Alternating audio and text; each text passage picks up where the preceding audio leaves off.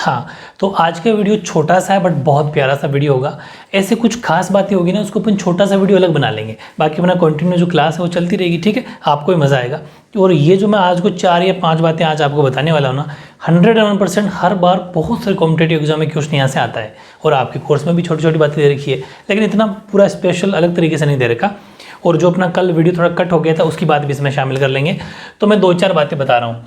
एक मैं बात करूँगा कोसी नदी की, बहुत इम्पोर्टेंट है। कोसी नदी यानी कि कोसी रिवर। ठीक है, तो ध्यान रखना, कोसी रिवर को कहा जाता है बिहार का शोक। बिहार का शोक यानी कि सोरो ऑफ बिहार। एक बात तो ये, ठीक है। छोटी सी बात फिर बता दूं मैं, ये कोसी नदी एक्स्ट्रा बात है, हालांकि तिब्बत से निकलती है। ठीक है, कोसी नदी तिब्बत से निकलती है। हालांकि इसके बारे में पूरा मैं मैप जब बनाऊंगा, आपके सिलेबस में है ये बात, तब पूरी चीज़ बता दूंगा। अभी फैक्ट 3-4 फैक्ट याद करो।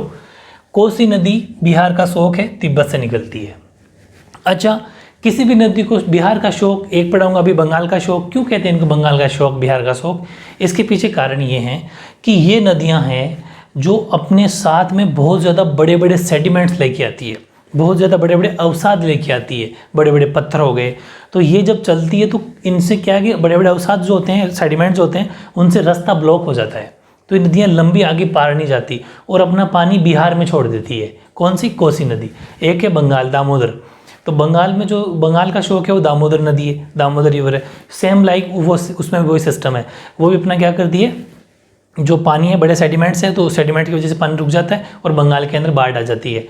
इससे बिहार के अंदर बाढ़ आ जाती है। तो बिहार में बाढ़ इतनी आती है कि बिहार वासियों को दुख होता है। दुख तो होगा ही, बाढ़ आती है, घर डूब जाते हैं। तो ये बहुत बड़ा कारण है, इसलिए इसको बिहार का शोक कहते हैं। और वो बंगाल के अंदर सेडिमेंट्स के रुकने से बंगाल के अंदर पानी बाढ़ आ जाती है, लोगों को बहुत परेशानी होती है, घर के घर डूब जाते हैं। तो बंगाल का शोक इसलिए उसको कहते हैं। ठीक है, यानी कि मैं अगर बात करूँ दामोदर नदी की, दामोदर, ठीक है, दामोदर नदी यानी कि दामोदर रिवर। दामोदर रिवर को कहते हैं बंगाल का शोक, बहुत इंपॉर्टेंट है। बंगाल का शोक यानी कि सोरो ऑफ बंगाल। ठीक है, ये बंगाल का शोक है। ठीक है, ध्यान रखना।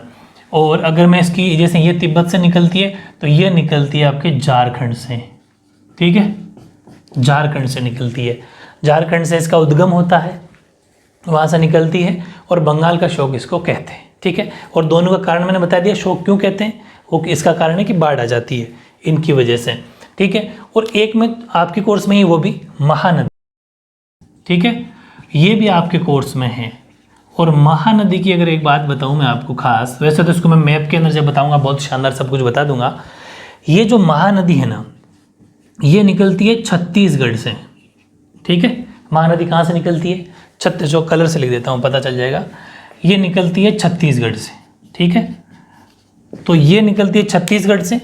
और इसकी खास बात ये है महानदी की, कि जब ये छत्तीसगढ़ से निकलती है ना, तो एक कटोरी की शेप बनाती है। ये जो इसका नदी बेसिन है, जो रिवर बेसिन है, रिवर नदी बेसिन, ठीक है, मतलब जितना ये बहाव क्षेत्र जो इसका है, वो एक कटोरे जैसी संरचना होती है। ठीक है, तो ध्यान रखना, महानदी जो छत्तीसगढ़ से निकलती है वो नदी बेसिन बनाती है। और ये जो नदी बेसिन है, आपको पता है जहाँ नदियाँ बहती है, डेल्टा बना लेती है, नदी बेसिन बना लेती है। वो नदी बेसिन, वो हमेशा जो नदियों का नदी बेसिन होता है, मतलब जहाँ पर नदियाँ अपना बहाव क्षेत्र लेके उपजाऊ मिट्टी को, फर्टिलिटी को लेके आती है, वो हमेशा बड़ी फर्टिलिटी ज़मीन होती है, बड़ी फर्टाइल ज़मीन होती है, और वो मतलब बड़ी उपजाऊ ज़मीन होती है। इसलिए यहाँ पर चावल की खेती होती है। ध्यान से समझना, यहाँ पर चावल की खेती बहुत ज़्यादा होती है।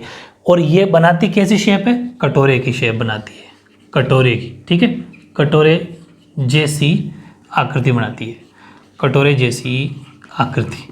तो नदी जो बेसिन है इसका, वो कटोरे जैसी संरचना बनाती है, कटोरे जैसी स्ट्रक्चर बनाती है।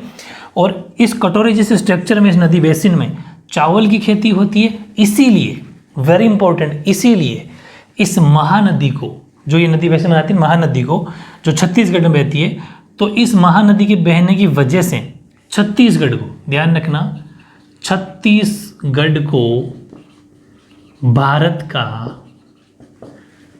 का चावल का कटोरा कहते हैं। ठीक है, भारत का चावल का कटोरा किसको कहते हैं?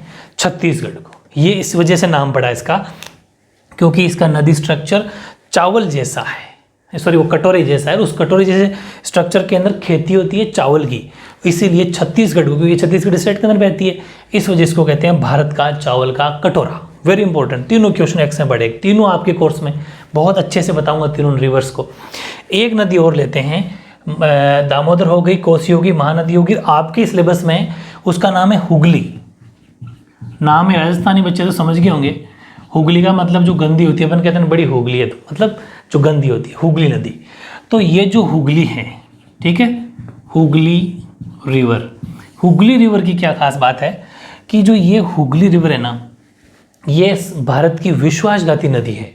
ठीक है, मतलब ये भी रास्ता बदलती रहती है, जहाँ इसको जाना होता है वहाँ नहीं पहुँचती।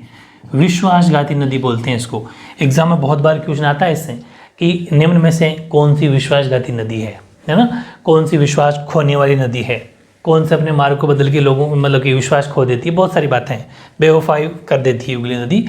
तो ये हुगली नदी जो है वो भारत की विश्वासघाती नदी है, ये अपन को ध्यान रखना है। और एक बात और, अच्छा ये कहाँ से निकलती है? तो ये वेस्ट बंगाल से निकलती है। ठीक है, यानी कि ये पश्चिम बंगाल से इसका उद्गम होता है, पश्चिम बंगाल से निकलती है। तो बहुत बड़ी मैंने आज 4 बातें आपको बताई है, चारों बातें आपके कोर्स में भी है। और इतना मज़ेदार ये चैप्टर है, इतना इंपॉर्टेंट चैप्टर है, इसको बहुत अच्छे से कराने वाला हूँ मैं आपको। अब नेक्स्ट जो वीडियो आएगा वो एक पूरा चार्ट बना दूंगा, जो जिसका मैं आपको कह रहा था ना बार बार, वो चार्ट अब बनाऊंगा। उसमें मैंने बहुत सारी मेरे मन से ट्रिक बनाई है, इतनी प्यारी ट्रिक है कि आपको याद हो जाएगी, क्योंकि उन ट्रिक्स में बहुत टाइम लगता है, लेकिन वो आपको अगर बनी बनाई मिल जाएगी तो बहुत ज़्यादा आपके लिए हेल्पफुल रहेगी। ठीक है,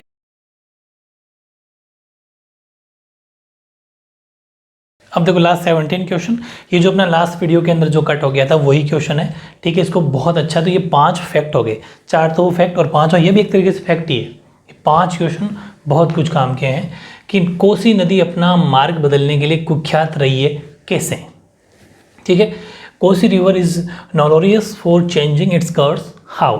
आंसर ये होगा कि कोसी नदी अपना मार्ग बदलने के लिए कुख्यात रही है। ठीक है, यह नदी पर्वतों के ऊपरी क्षेत्रों से भारी मात्रा में, सीधी सी बात है, हर कोई नदी पर्वतों से आती है, तो पर्वतों से जो ऊपर पर्वत के ऊपर की जो लेयर होती है, अपर पोर्शन, वहाँ से बड़ी भारी मात्रा में सेडिमेंट्स लेके आती है, अवसाद लेकर आती है।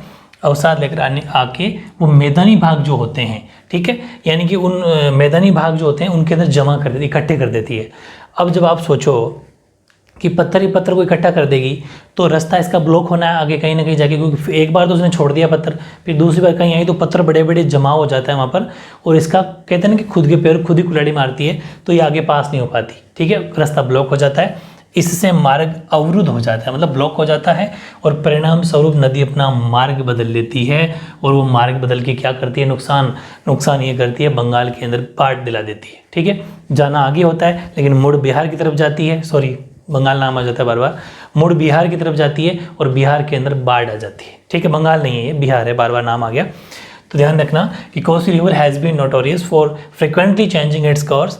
The Kosi brings huge quantity of sediments from its upper reaches, ठीक है, and deposit it in the plains, जो मैदान होते हैं वहाँ पर ले जाके इकट्ठा कर देती है।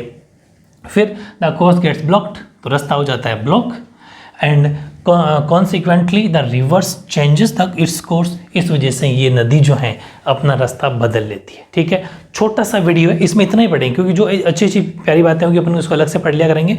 ये 5 फैक्ट है और इतना इंपॉर्टेंट है, आगे आपको अगर एक क्वेश्चन भी कॉम्पिटिटिव एग्जाम आ गया तो समझ लो ये आज की 10 मिनट बहुत ज़्यादा सफल हो गई।